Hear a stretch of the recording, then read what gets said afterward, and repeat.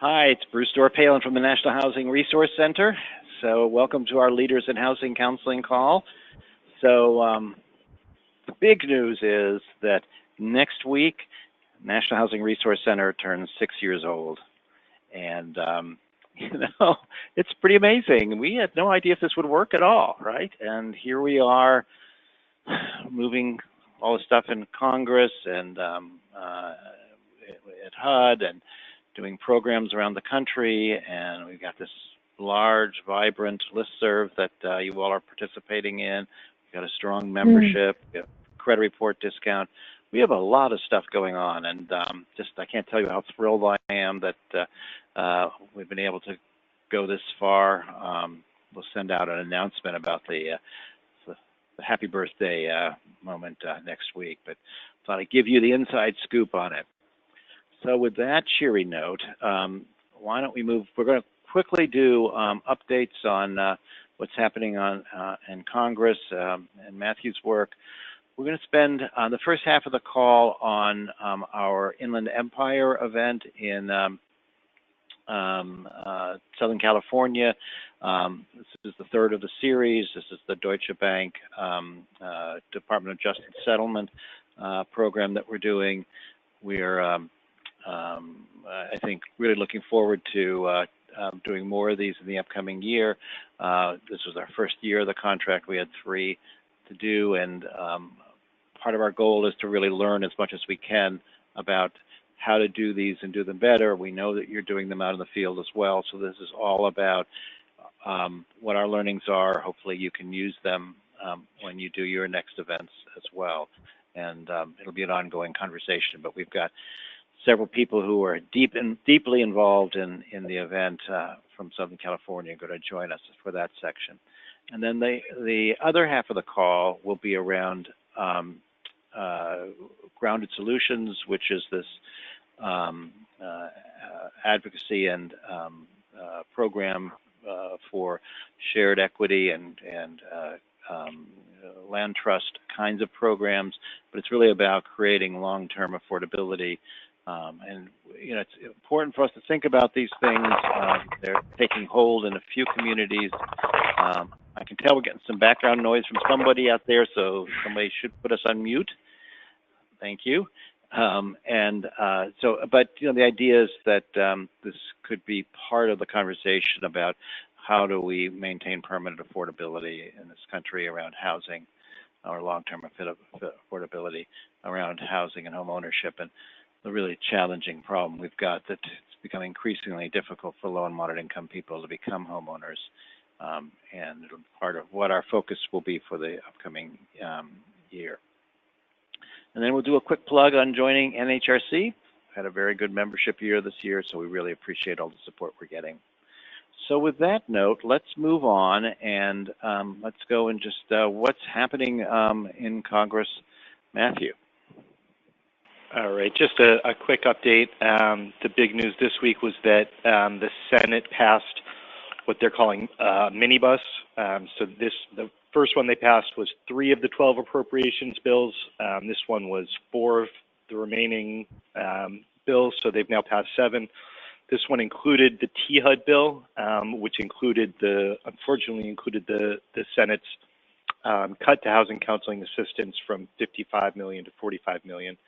I will just say that at the time that the Appropriations Committee passed the bill, we had heard from Senate leadership that essentially that they were doing what they had done last year, which was cutting it with the intention of replacing it in the conference committee.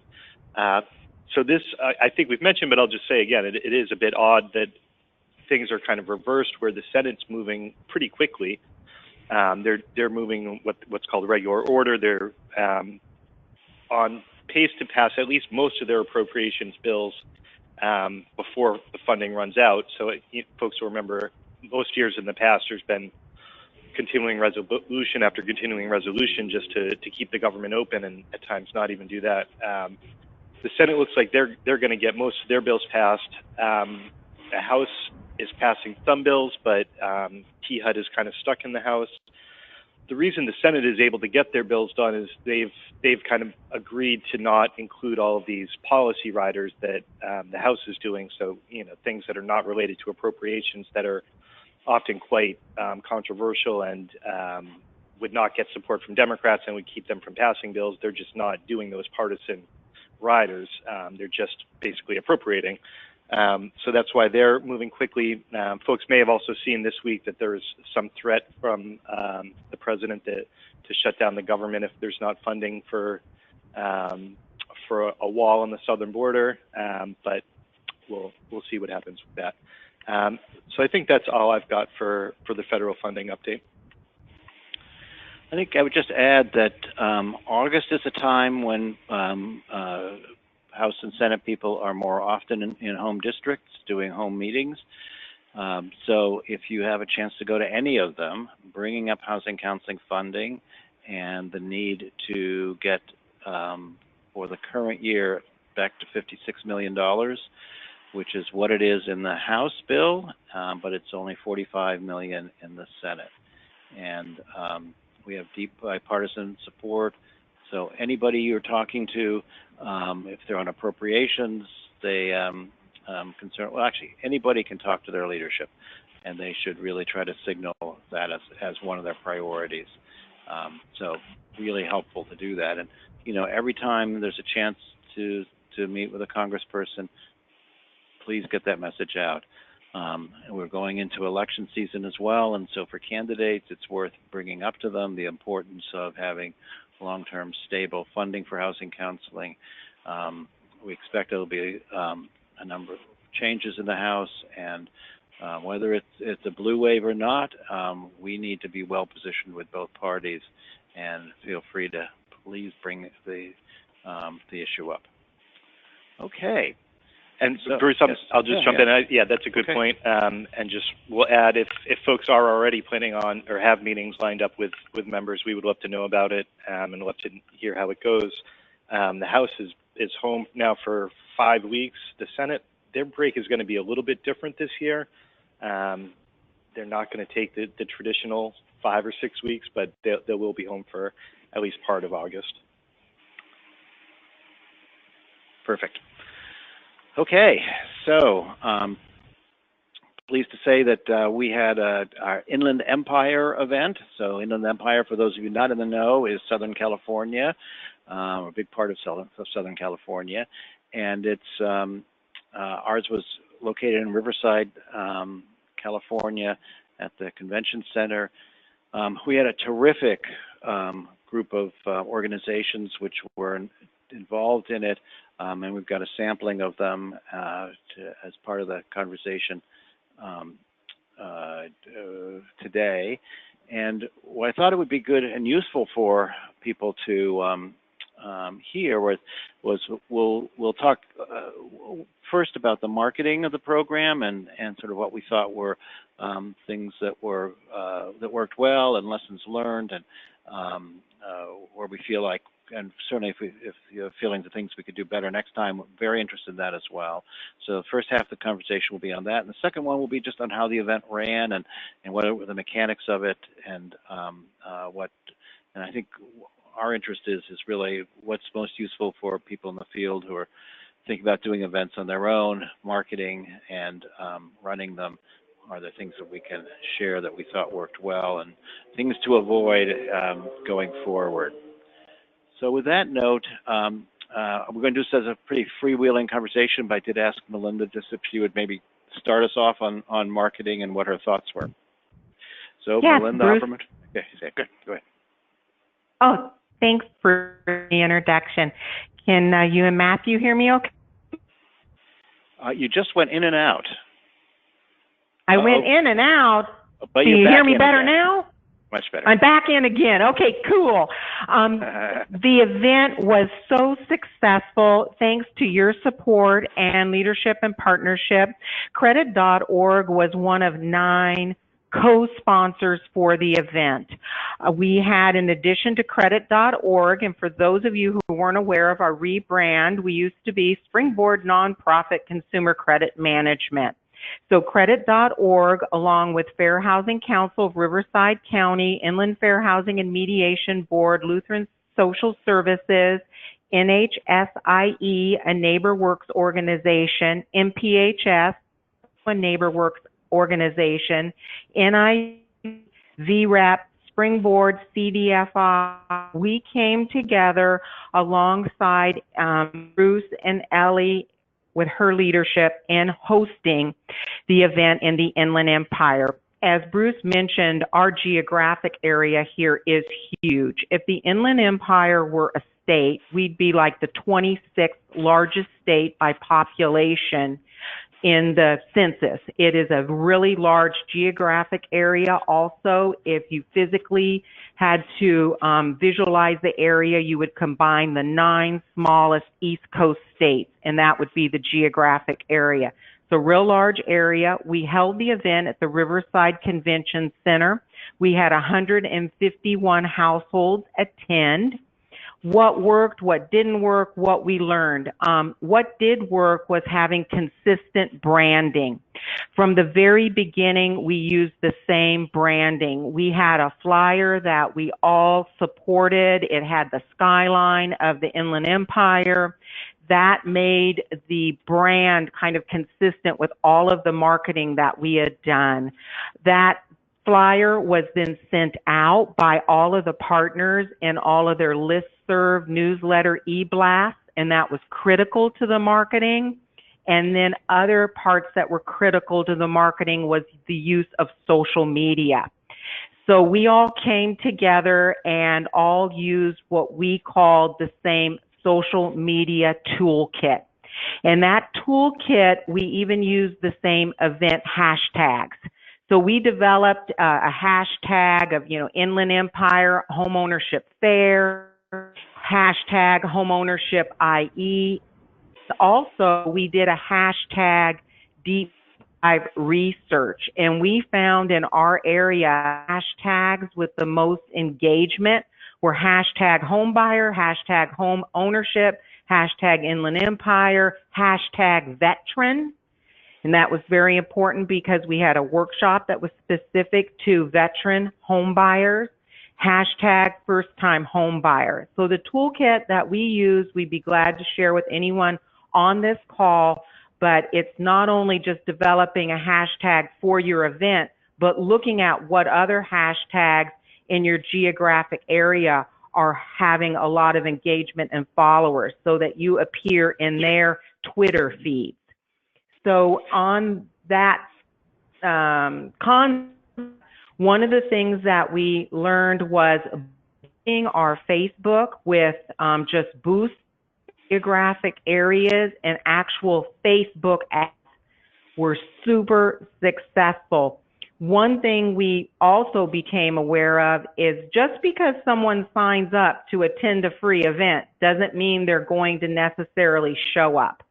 So use of kind of what would be called a mass tool where you can text people in mass is really helpful to start engagement right away with the individuals, get their buy-in, they get excited about the event.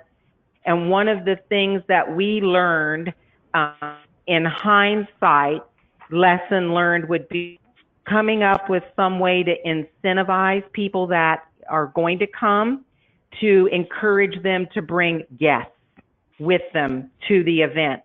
Because as we all know from hosting free events, you're lucky if you get, anywhere from 30 to 50% of the people that say they're going to be there to actually show up. So you've got to market real heavy. So I'll kind of pause at that point if others on the line want to chime in.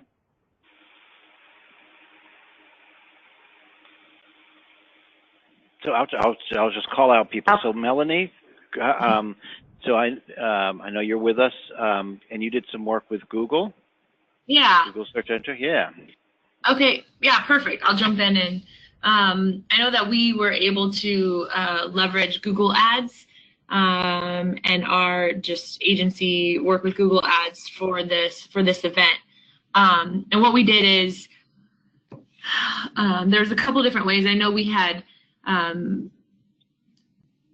developed we had built out a website to kind of leverage with the Google ads, but we decided to just really use the Google ads to advertise, to get out, and to link people back to the registration, so that people have less click-throughs. They could go directly, register, get the information, and get the confirmation, and there would be less, deterrence or challenges for people interested in the event to come. So with the Google ads, what we did is, I don't know if anyone has experience with it, but it's kind of this fun way of getting the information out. You have options. If you have a budget, you can decide to put together a Google ad that is, that uses all the descriptive words that would be in competition with a normal real estate company or a normal or another, homeownership. A lot of the keywords that we use to create a Google ad. So when someone goes in and they research, how do I buy a home? Because most people do that online, right? Down payment assistance, how do I get a home? How do I get a mortgage? Home. So we try to create ads, or we were able to create 3 ads and ran them and changed them. We did that 2 weeks leading up to the event, and had changed some of the descriptive words to really emphasize, home buyer education, demystifying home buying process, IE, buy IE, down payment assistance, really leveraging those keywords and narratives to help people, to basically when someone searches us in the IE, and we're able to use Google ads. The way Google ads work is you can set it for a specific geographic area. So we were able to do that, and as Melinda described earlier, the IE is huge. So we really focused in, the Riverside, the Heart, that area, and did extend, but not, we didn't extend past Palm Springs in terms of our advertisement and stuff like that, which is Palm Springs is from Riverside is, I don't know, an hour drive probably. So, I'm thinking like 50 miles maybe, around there away. So using these different Google ads with keywords so that when people were searching for us, we would come up as a source of information and a resource for them to say, hey, come to the fair, come to learn about it, come learn about it. And I know during our workshops, I had spoken to someone who came all the way from Palm Springs as a result of a web search. So it could have been as a result of a Google ads. It could have been as Facebook or something. I know that they said they found us on the web, and I know that's all they said. But they came all the way from Palm Springs, so which is a little bit further than just this immediate area. So I think the Google ads was great. It was a great learning experience in terms of a collaborative event. How much did we spend on Google ads? Probably $2,000 in total. So how that works is it projects for how many days it would cost to run that ad. And so based off of the words that you use and the length and so forth like that. So, and how it works is, in Google, if you search, buying a home, you're going to get, or loan, you're going to get those big banks or something, or big, that spend a lot of money. They're going to be the first ones up as soon as you click Google.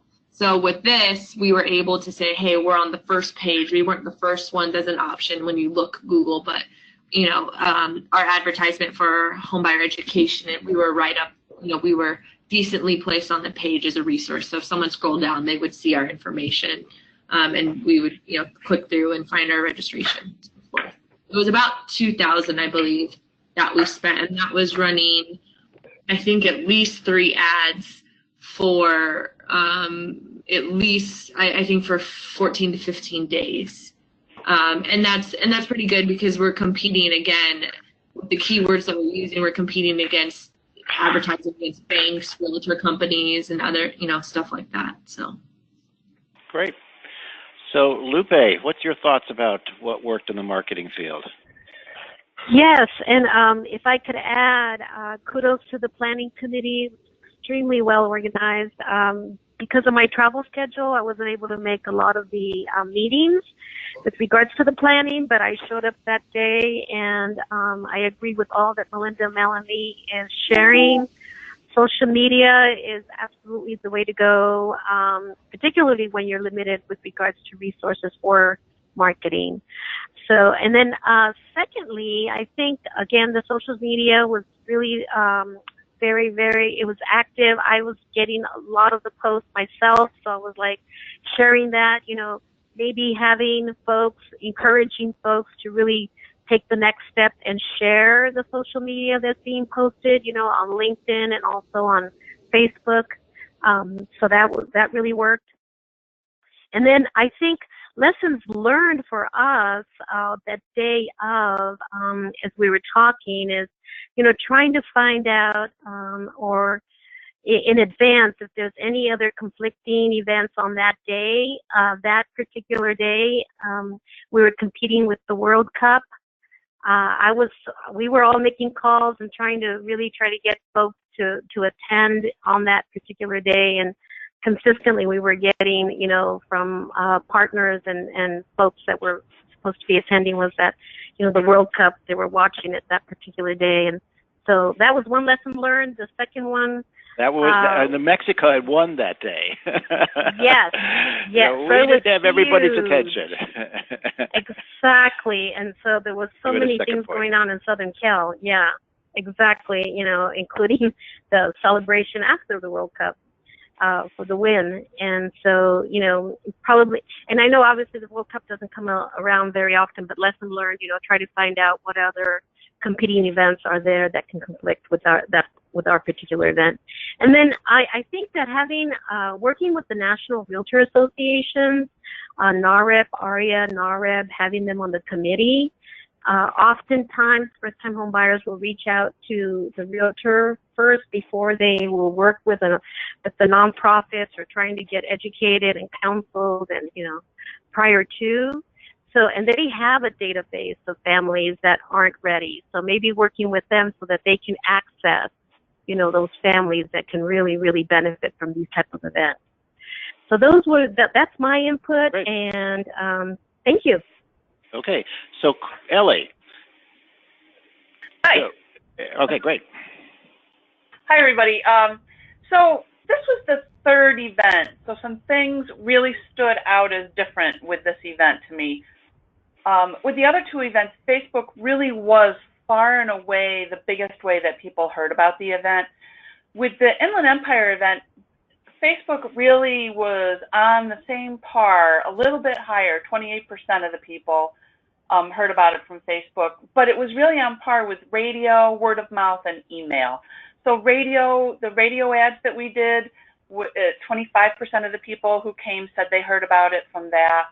23% said they heard about it from word of mouth, so it could have been originated from Facebook or a Google ad or an email or whatever. And then 22% from email. So I'll talk a little bit about email in that all of the groups involved this time sent out mass emails several times during the last 2 to 3 weeks prior to the event. So I think a lot of people really got a lot of information through email and it being sent so many times. I will say I think that there was a huge benefit to the fact that we did have VA rep, the Veterans Association, so they were able to draw in that group. And a comment about Facebook. So this time we were working really hard to try to figure out what works better. Is a Facebook ad better or is a Facebook boost better? And there's some really minor differences between them in that when you do an ad, you're trying to drive people to a specific website, whereas with a boost, you're just trying to create some engagement with your Facebook page or your Facebook event. So the ads were phenomenally successful in that we had, I think, more than 1,000 people click into the link that was embedded within the ad, and that link was directly to the registration page. What I think was a problem, because we ended up with 246 registrations. That means that 800 something people clicked in but didn't complete the registration.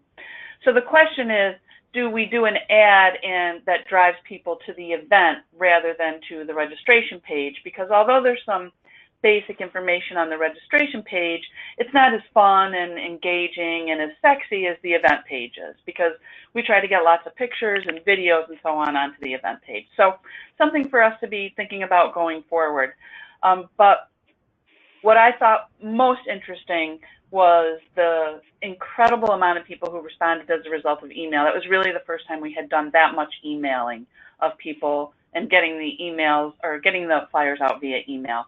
And then as when you say email, what does that mean? So just so somebody who wasn't part of the team knows. Well, good point. So what the emails that went out, all of the groups had specific listservs of maybe previous clients or current clients or other service providers in the area, but you know, and just other people, maybe donors to their organizations, but they sent copies of the flyers out via email several times to their listservs. And Melinda can correct me if I'm wrong, but I think that they had approximately 10,000 emails that they sent each time they sent it out. They have a listing of about 10,000 people. And I believe that was composed of former home buyers and people who had been involved in different aspects of credit.org and their different programs that they provided. So, and the point behind, so you're sending it out to people, somebody may already have bought a house, but they have friends, they have kids, and it's this sharing from a trusted source that is, as we understand it, highly impactful in every event we've done. Yes, exactly. Yeah, and as Melinda pointed out, you know, the whole idea of incentivizing bringing a friend, that if you bring a friend, there's an incentive to that. You get some kind of, you know, prize, for lack of a better word. I love that idea, and I hope that we can get a chance to try it out in one of our next events. And then the final thing I do want to talk about is just the texting aspect. So we've done that twice now. We did it in Tampa, and we did it again in the Inland Empire. And I can't tell you the benefit of that. Not everybody responds and not everybody interacts, but when people do interact, it seems to really make a difference in their attendance and in their bringing other people with them. So it really gets people engaged. Yeah, and it was more effective than reminder emails. So we did both, but where we have permission, that seems to be a really valuable tool, and there are services that do this. That was great. So quickly, just on the event, let's take 5 or 6 minutes and just quickly what you thought the highlights of the event were. Melinda, you want to kick it off again? Sure. The first thing that, from our perspective, was offering the free credit report and score. So there's a lot of logistics you can imagine in bringing the technology, equipment, printers, authorizations that have to occur with doing a free credit report and score on site. But it was a major and huge draw for people attending the event. So it's something you should consider for your event, and we would be glad to share logistically how we pulled that off, along with even kind of our own little flow chart of how we set up our credit report review workstations and things to remember in that regard. Another thing that really also helped us was we recorded a video in English and Spanish that anytime we did any of these social media posts and other things that we got out to the audience, the video was there for people to play and watch, and we had a lot of engagement around that. For the Facebook advertising, we spent a little over $7,000, and we engaged Terry Spanish language and English language audience, and then that video got a lot of action and a lot of views. One other quick thing I want to mention about what Melanie spoke so expertly about was with the websites, we had specific websites tied to the event that she secured the URL for. So like home IE, because we're in the Inland Empire.org, and CASA.org,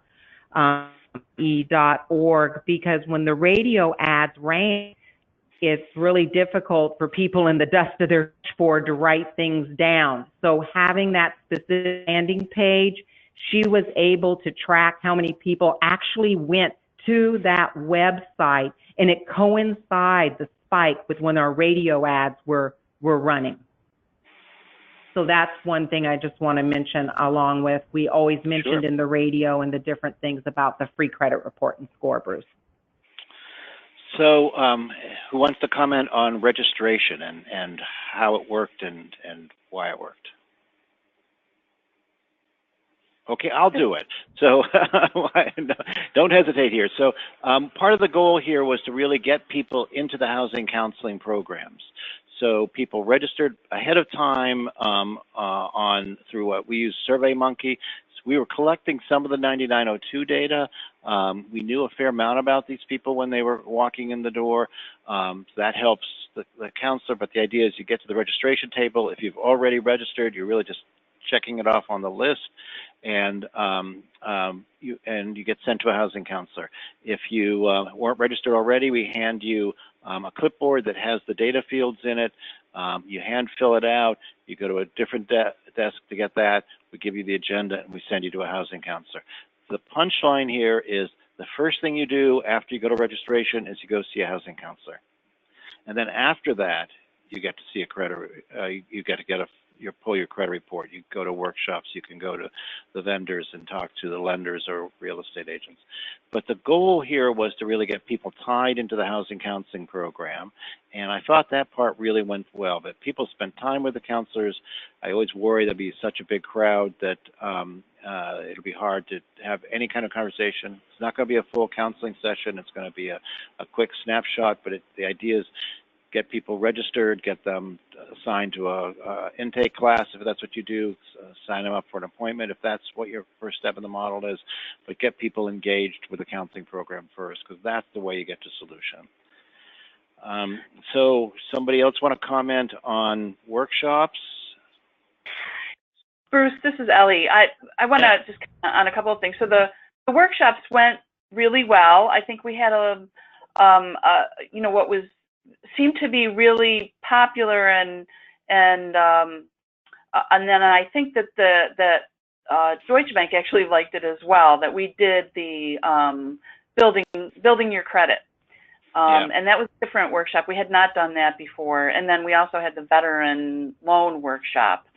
The homebuyer workshop is always popular. The homebuyer orientation and the down payment assistance, both of those workshops were popular as ever, but the veterans and the building credit were different this time, and they were well attended as well.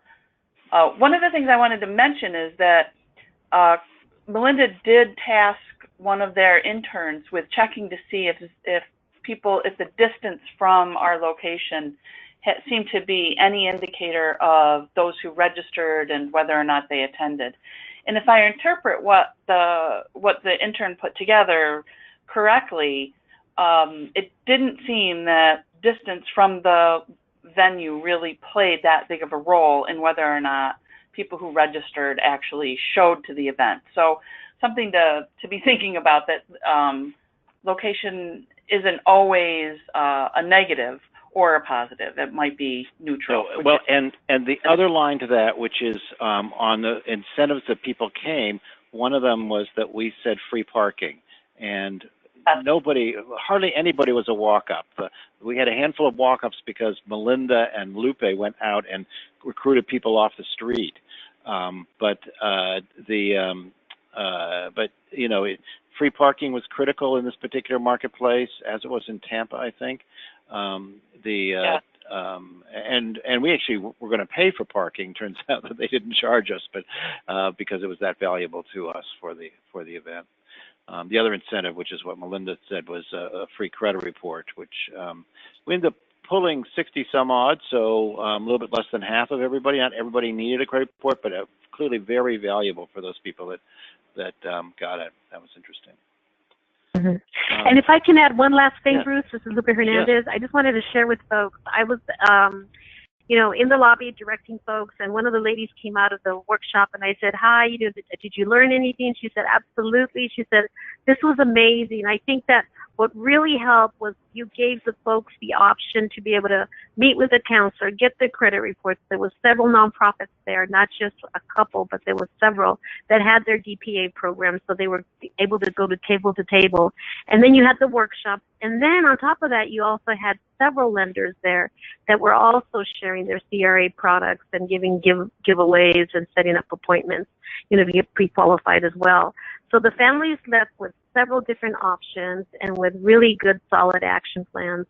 So I think that really worked as well, having the whole mix of being able to get your credit run, the counselors, the workshops, the lenders. And then I think there was a couple of realtors as well, showcasing some of the most affordable homes that were for sale. They had boards up. So I think all of that really encouraged the families as they were leaving, because I know for a fact that, just watching the folks as they were leaving, they had smiles on their faces and they felt so much better about their options. So, and Southern California, as you can imagine, is a very high-priced market, and I think one of the things, there were two things I think I felt like we could do differently next time in terms of marketing. One of which was to feature affordable properties in the promotion, give people a sense of what they could afford. That might get some people who are on the fence to see what the opportunities are and give them an incentive to come to learn more about that. And the second one is that I know that the day of the event, we passed some flyers out right outside of the event and roped people in. And it used to be back in the day when I used to put these things together. I mean, we're talking ancient history here. We're talking the late 80s and 90s and early 2000s. Almost the majority of the marketing we did was flyering. And, thinking about trying to maybe do a better job about getting into faith-based networks and getting flyers distributed through churches, those kind of practical things that will reach the audience. I mean, part of our goal here was to reach people who were not currently in counseling, that we were really trying to bring new people in. That I thought we're very successful at. I think we had very, very few people who had been touched by a housing counseling agency, but we need to really figure out how to expand that as well. I'll just add one more thing quickly, which was we really relied heavily on the 9 groups that Melinda listed off. We also did do some work with partners to get the messaging out, and I know Fannie did some work with us. We thinking about other institutions that can broadcast the word about the event would be helpful. So with that, if they may have one more last thought here, because we really need to run, but if anybody want to throw in one more thought or any questions? Real quick, in closing, did use in 9 kind of key markers immediately around the event, a newspaper format, actually a yellow post note is stuck right on the front of the little newspaper. People can peel it off and put it on their refrigerator. That was something new for us. And then in closing, if we what learned, perhaps next time, the U.S. Post Office, but there is a marketing effort you can do with the postcards where we could have used our exact same branding in certain areas around the event, postcard to attend, kind of like your old school flyer, Bruce. Nice. Sounds great. So Matthew, any quick questions here? We're really just very quickly, somebody had asked that it had come up before that you had invited city officials. Did you end up inviting city officials to talk about services they offer, or did you not? So Ellie, you want to take that? Yeah, we did not have any specific city officials this time because in the Inland Empire, there are 2 groups that really kind of manage all of the down payment assistance programs. So they really did all the work around that. We have done it in the past. I mean, to make sure that city programs are part of it, but especially with down payment assistance. So we did have Ellie, you want to touch on the one that came about the mortgage credit certificate that had a lot of money still available? Oh, that's right. That's right. Thanks for reminding me. That was, I think that was Riverside County, right? They had, they had a table there because they have a program that's a mortgage credit certificate where you can get a credit towards your tax return for your mortgage interest. And they had quite a bit of money left, and so they were really trying to outreach for people to apply for that benefit. Cool.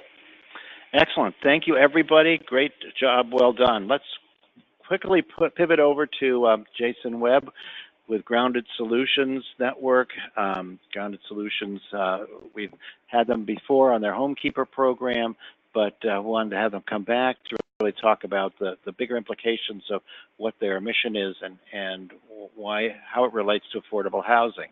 Jason? We're going to switch over so Jason can actually manage the slides here. Yeah, so maybe we'll just give him a second to get in place. There we go. Good. Nice picture. Jason, you there? I am. Thank you. And thank you guys for having me be a part of this. My name is Jason Webb. I'm the Community and Capacity Building Specialist here at Grounded Solutions Network. This year I'm actually celebrating my 30 years of being a part of permanently affordable housing. A lot of my work for the past 25 years I spent actually in my own community in Dudley Street in Boston, Massachusetts with Dudley Street Neighborhood Initiative. So I'm excited to be here and to share with you an overview of permanent affordable home ownership.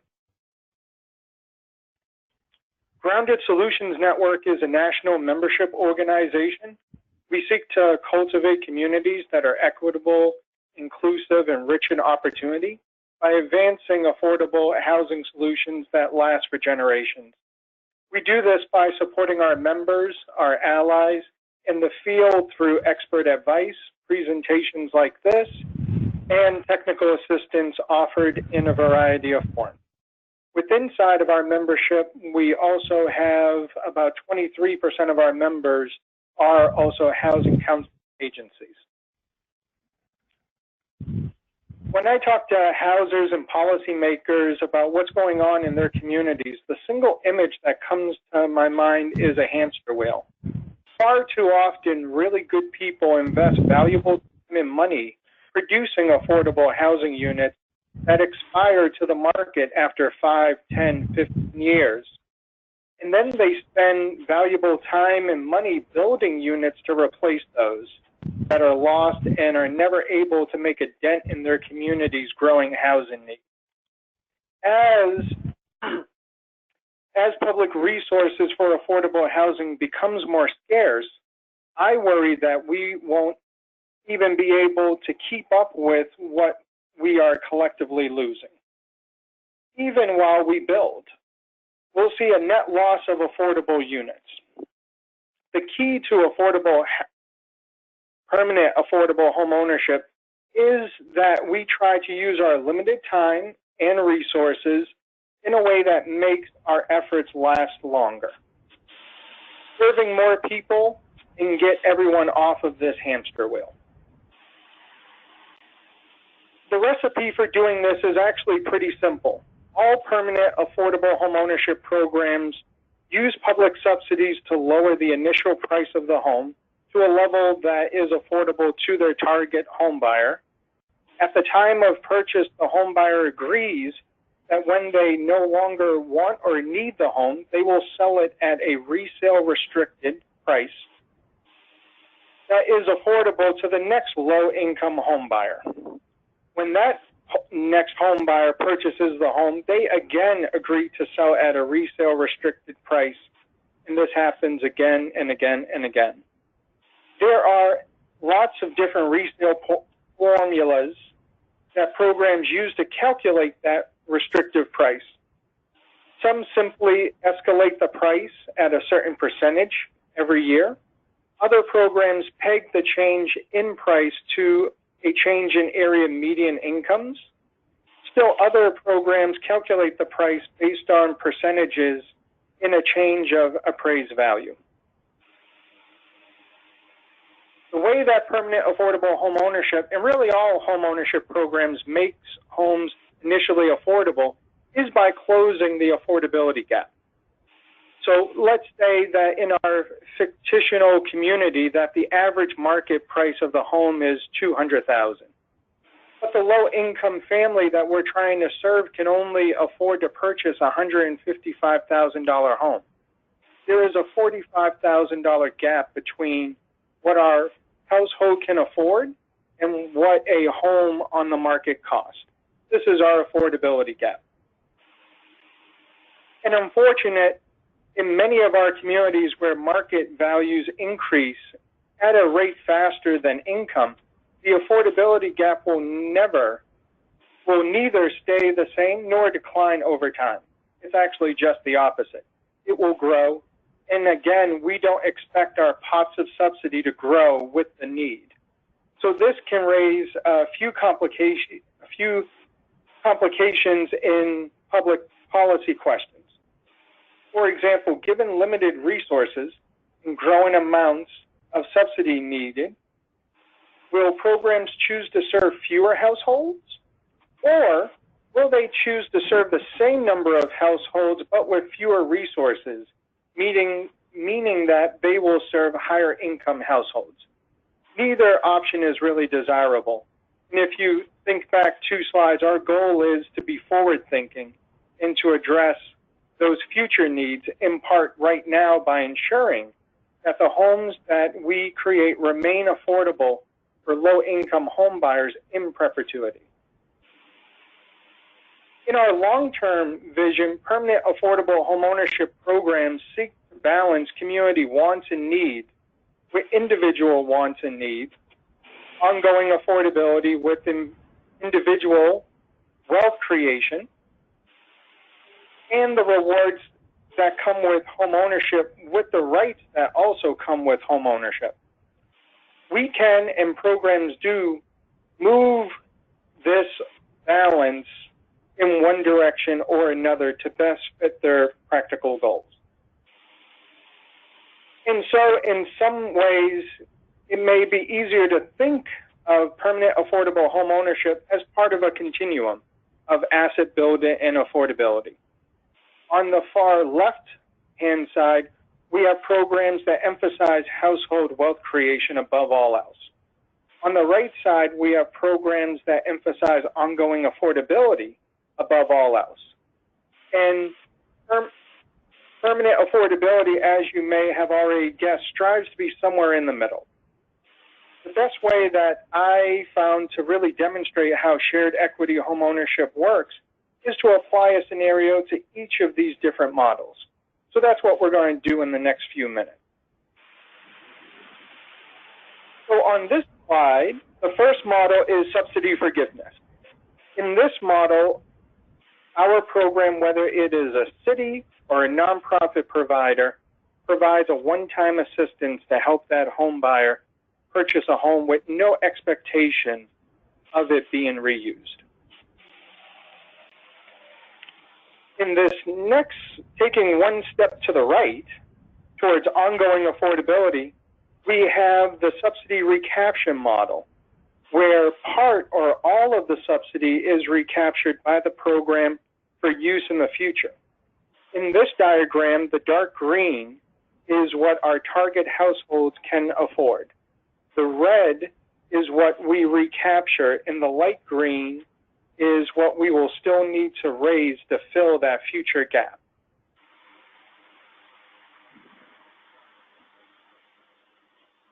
Finally, we come to subsidy retention. This is the model that is most commonly used by community land trust and permanent affordable homeownership programs.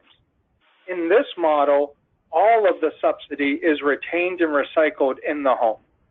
You can see that the goal is never to need a new pot of subsidy to make this home affordable.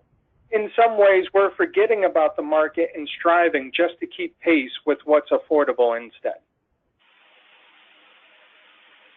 Now, in this slide, we start to put some numbers to this, and we really want to make sure that folks sort of look at these three models. I am going to focus on the retention column. So in this example, our market price is still $200,000. Our buyer can still only afford $155,000. So there's a $45,000 gap that we need in subsidy. So we use that subsidy to write down the cost of the home to $155,000, the affordable price. That becomes the sale price for the home. In the other columns, the seller sold the home at the market, and the program helped the next buyer purchase a different home on the market. With subsidy retention, we actually write down the initial price of the home, removing it from the market, and keep the price affordable through resale restriction. So in this example, the market value of the home is still $240,000. That hasn't changed. But our seller isn't going to sell at the market price. They are going to sell at a resale restricted price of $185,000. In this example, I'm using a fixed rate resale formula that simply escalates the price at 3% per year. I chose this formula so that I could show a slow, steady increase of price that tracks to an historical rate in increase in incomes over time. Now, if the market price is $240,000 and our resale restricted price is $185,000, that we've kept $55,000 of subsidy in that home. In fact, our initial investment has grown from that initial $45,000 that we needed in subsidy to now $55,000. And our seller walks away with the full resale restricted price of $185,000 before they pay their mortgage. Let's look at this from the perspective of the next buyer. Again, the key difference here is that we're reselling the same home as opposed to trying to purchase a new home on the market. So instead of needing to help the next buyer purchase a $240,000 home on the market, we're helping them purchase our resale restricted home for $185,000. Magically, or because of fantastic program design, $185,000 is exactly what our new home buyer can afford. Remember, I chose to peg our resale formula to changes in income rather than the market, so this isn't really surprising. And we don't need to invest any new money in the subsequent purchase. Of course, the real world doesn't always work out this perfectly, but I've simplified these examples to help you understand these concepts. These home ownership programs with lasting affordability take on a variety of forms, such as community land trusts, deed-restricted homes, and other variations listed here. Hopefully, they already exist in your community and are managed by local municipalities, Habitat for Humanity, a local community land trust, or other community-based nonprofit. We're not going into too much detail right now, but suffice to say that these programs keep homes affordable sale after sale. If there isn't any in your community, we can share more information on how you can learn more about each of these models. Homeownership programs are guided by Grounded Solution Network stewardship standards. We created with and for practitioners in order to lay out practice standards and require practices for homeownership programs with lasting affordability. If you're not familiar with the Permanent Affordable Housing Program or these standards, it's worth a read. In these standards, we talk about how important it is that each of these programs that their new buyers go through some home buying counseling programs. Of course, local ordinances and funding restrictions also apply to these programs, so there may be additional program terms that affect the application process or the eligibility criteria, the length of the affordability, and so on. No two programs are identical, so we do not get into specifics in this area. Both home ownership program and housing counseling programs are often operating in the same communities, both committed to expanding access to home ownership. So it's pretty clear why we're aligned and partnered for home buyer success. While counseling programs sometimes operate alongside home ownership programs in the same organizations, that's not certainly the case, always. Here's a brief overview of why we feel that home counseling and home ownership partnerships are such a natural fit.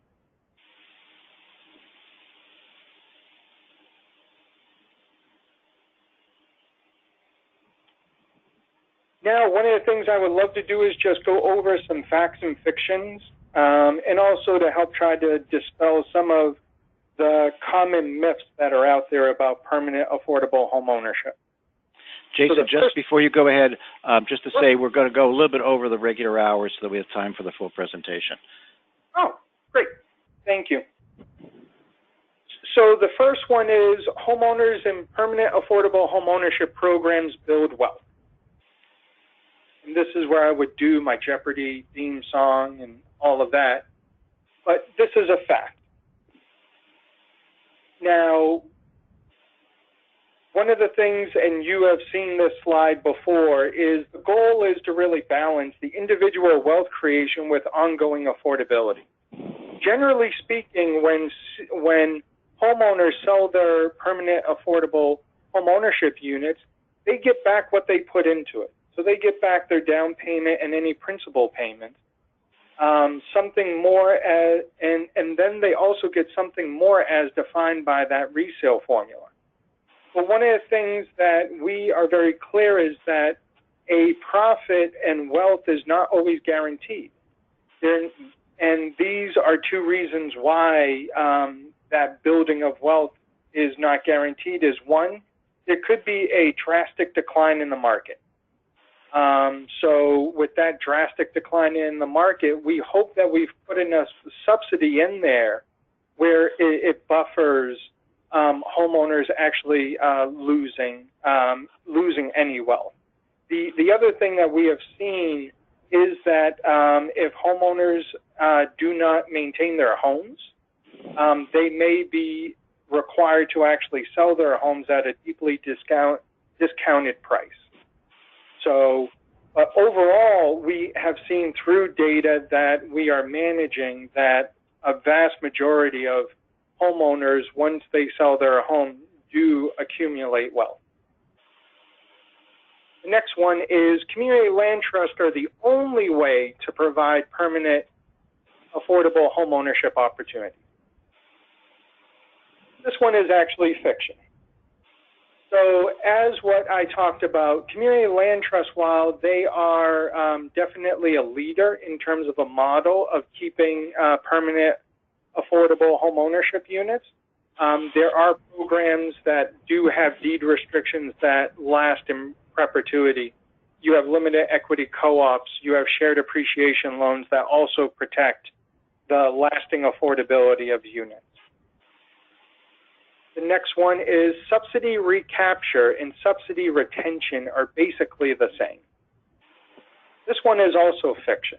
And this one is important because subsidy recapture only preserves some of the affordability at resale, where you will still need to come up with an additional pot of subsidy to be able to serve another family with that same income level as you did that first family.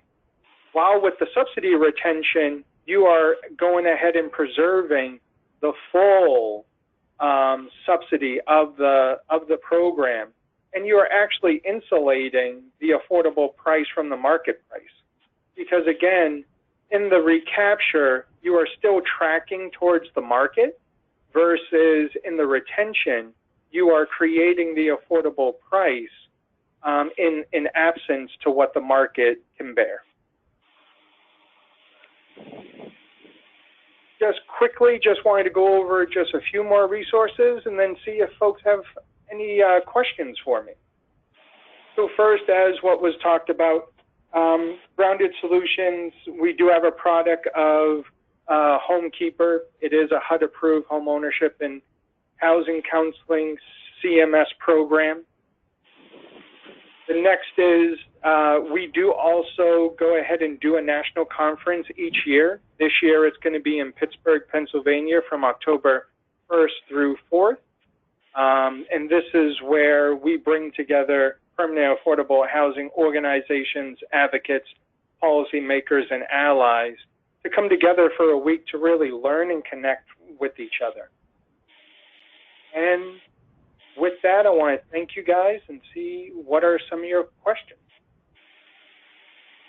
I think actually you answered all the questions that were asked in the presentation. I always love when I do that. Cool. So sounds good. So thank you very much, Jason. I think, you know, let us know when there's interesting developments or things like that we might want to post on our website. If there's studies and things like that would be helpful to document this and inform people's work. But thank you very much for your presentation. So let's jump back onto our agenda. Really quickly, I just wanted to remind people joining NHRC is what gives us the ability to lobby and stay independent and do the work we do, which has been, you know, as we opened up the call, not everybody was on at that moment, but NHRC is going to turn 6 years old next week. So we had no idea what would happen, whether this would work or not, and you all have made it work, and clearly membership has been a critical piece to all this and deeply as a major part of what what has kept us going. It's more than 20% of our budget. It's unusual for groups like us to be able to do that much, and we really deeply appreciate the level of membership. Of course, have the credit report discount available to people, to organizations if you join. And I'm already hearing that people are saving quite a bit of money on this, so I'm very glad to hear that. But the real reason to join is to support the work that we do. So, you know, if you have any questions about membership, talk to me directly, email me, whatever you need. I really deeply appreciate the memberships that come in.